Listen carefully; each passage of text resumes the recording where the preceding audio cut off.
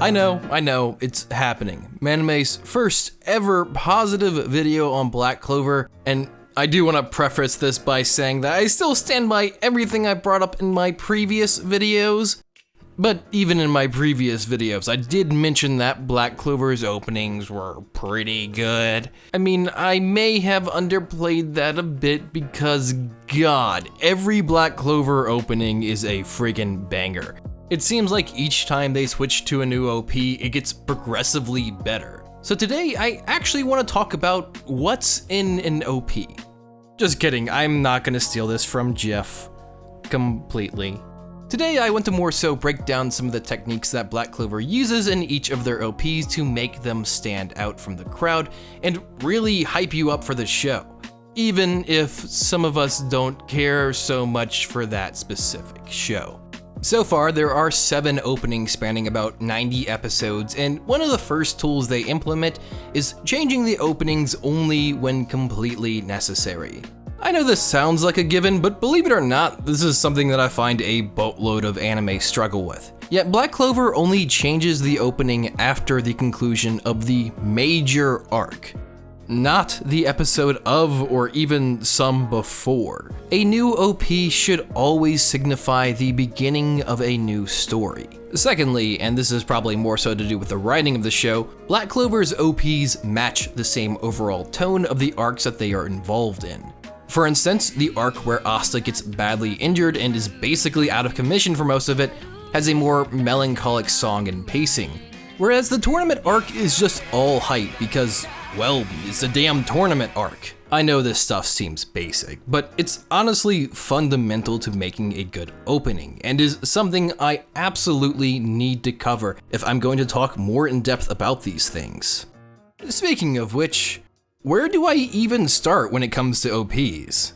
I guess the easiest point would have to be the animations themselves. A lot of shows simply pull clips or even full scenes from the anime and just plop them into the OP for some reason, which, don't get me wrong, can work sometimes. But original animation is definitely the best path. Almost all of the Black Clover OPs use strictly original animation, and it shows. I think the only OP where that is not the case is the third, which has a few small clips and is also probably the weakest of these 7, but more on that later.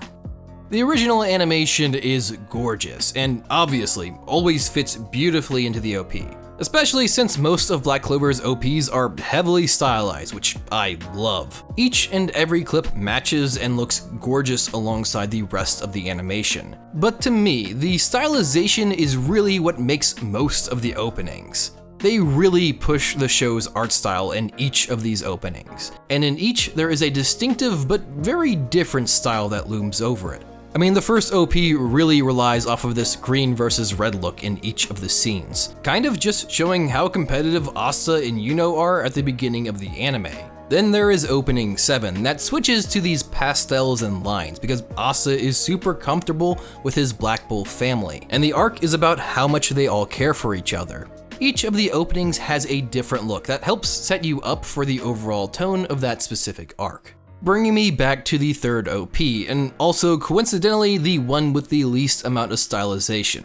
They do attempt to stylize the animation itself by having these long and steady scenes with lots of character movement, which is the main reason they were able to sneak in some non-original animation into this specific OP. But I think the overall lack of stylization made this one pretty good instead of great. Sorry for being a bit negative, but it serves as a good example of just how important I find stylization, and they clearly notice this because the fourth OP may just be the most heavily stylized of the group. Another tactic they use is editing on beat. I know this may seem like another obvious one, but damn is Black Clover good at this. This is something that in your head you're like, oh yeah, that's really easy and I'd be super good at it. Then you do it, and you're like, oh. Yeah, that's editing on beat. Although the basics are easy enough, knowing when to do a cut, a quick jump, or when to just let a beat hit with no action really is just an underappreciated art form. As a former AMV editor, this is something that took me many failed AMVs to get at least halfway decent at. Every single one of the cuts seems perfect, and it's in every one of the openings. I think another underappreciated feature that all of Black Clover's OPs have is the spoiler light rule. They will spoil in the OP, but they are very light spoilers, or it's just sort of light foreshadowing that you specifically have to be paying attention to. A lot of shows straight up spoil the major parts of the opening, and it's honestly one of the things that makes me the most furious at OPs. Nothing quite makes me as angry as revealing who the killer is in the OP of the first episode. But don't take this the wrong way, I do like seeing what's to come in the future. Black Clover walks this balance extremely well by having characters who will be introduced either very late in the arc or not until the next arc in the opening themselves. This usually doesn't give anything away from the show, but it also puts that question in your mind of, hey, who's that character? I'm not gonna lie, I really do want to go into depth on each of the openings and what parts I loved and how they accomplish specific effects, but I'm gonna be blunt with you guys. Anime Expo is this weekend, so I don't have time to edit a 15 to 20 minute video. I think overall, this video definitely covers the set of rules that I believe the creators of these OPs follow. But if you guys like this video enough, I might come back soon and actually break down each individual OP. But of course, the essential question I know I'm gonna get in the comments. My rankings from worst to best. Do keep in mind that I think each of them are way above average to incredible. But of course, as I've stated, OP number 3 being the least stylized and also just not being super hyped gets last. Then I think the first OP would be next. They were still clearly trying to develop a style at this point, and the midsection of the OP just feels very weak when compared to the rest. After that has to be OP 6.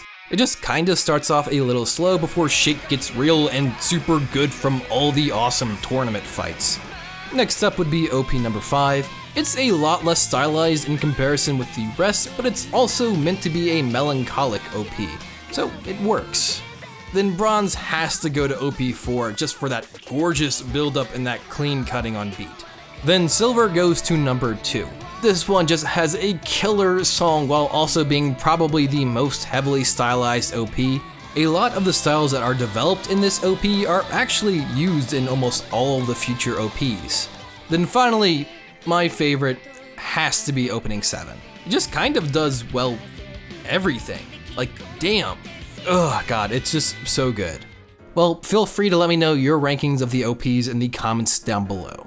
Thank you guys so much for watching, and like I said, this weekend is actually AX, so if you happen to see the guy in the pink heart t-shirt, I don't know how well you can see that, feel free to come and say hi to me. Assuming I don't run out, I always have a small gift that I give to all of my viewers who find me. A huge thank you to my patrons, you guys are my heroes. Speaking of which, if you're interested in joining our editing live streams, jumping into our exclusive Discord, or simply supporting the channel, feel free to join me on Patreon. Make sure you guys share, like, comment, and subscribe. This is Manime Matt. Make sure you guys stay man and go watch that goddamned anime.